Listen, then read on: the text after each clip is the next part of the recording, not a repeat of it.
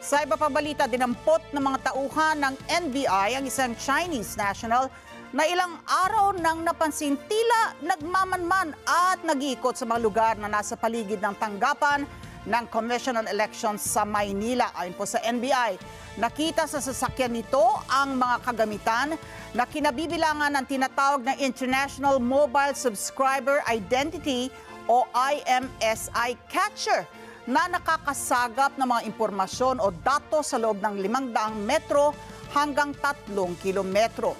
Detalye sa live report ni Madeline Villar Moratillo. Mads.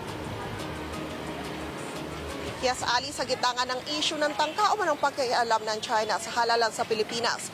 Kanina, isang Chinese national ang naaresto ng matuhan ng National Bureau of Investigation malapit lang dito sa punong tanggapan ng COMELEC sa Maynila.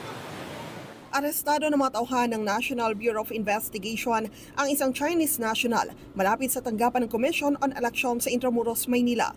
Sabi ni NBI spokesperson Attorney Ferdinand Lavin, ilang araw na nilang minamanmanan ng sospek na nag-iikot sa iba't ibang lugar sa Metro Manila, gaya sa Makati, Bicutan at Maynila. Sabi ng National Bureau of Investigation, mula kaninang umaga makailang beses na nag-ikot sa area na ito yung sasakyan na gamit ng suspect na isang Chinese national. Ilang metro lang ang layo mula dito kung saan siya na-aresto ng NBI hanggang dito sa aking likuran, ang Palasyo del Gobernador kung nasaan ang tanggapan ng Commission on Elections. Naalarma na kami dahil nandito na nga sa ganitong pasilidad. Kung kaya't nung nakita na ng agent na actively kanina operating itong kanyang gadget, itong kanyang MC catcher, ay we made the interception jet na positive nag-ooperate yung kanyang...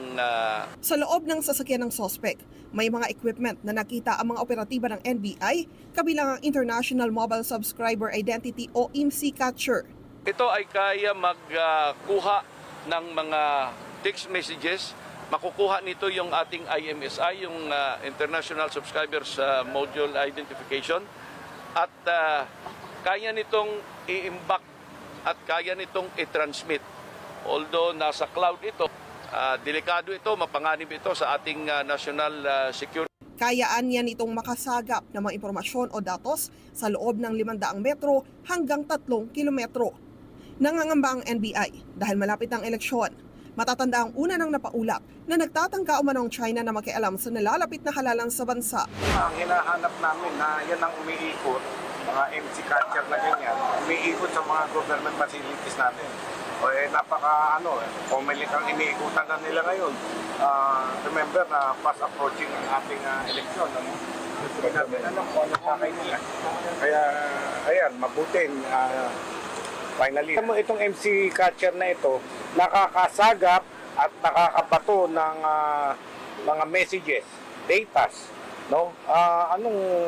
Bakit nandito sila ilang ulit na, ilang na umiikot dito sa COMELEC? Ano sinasagap nilang info? Dinala na ang nasabing Chinese national sa tanggapan ng NBI-NCR. Isa sa ilalim pa raw siya sa tactical interrogation para matukoy kung ano ba talaga ang pakay nito. Maaari siyang maharap sa kasong paglabag sa espionage law, data privacy at cybercrime law.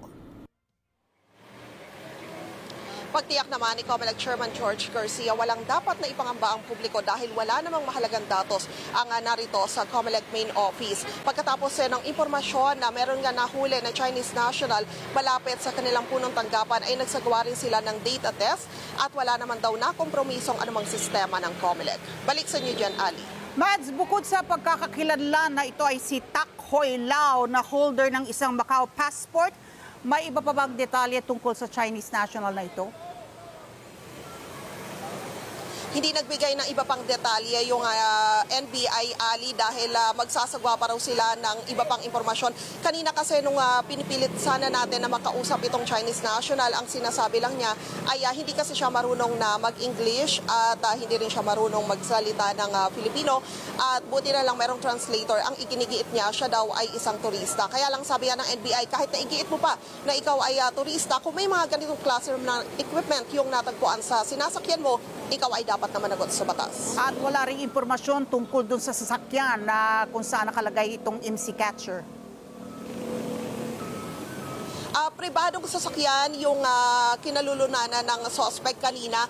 Ito daw ay nirentahan. Katunayan, nakausap rin ng NBI yung Filipino driver nung sasakyan na yon na inihold din muna nila. Wala raw alam yung nasabing driver.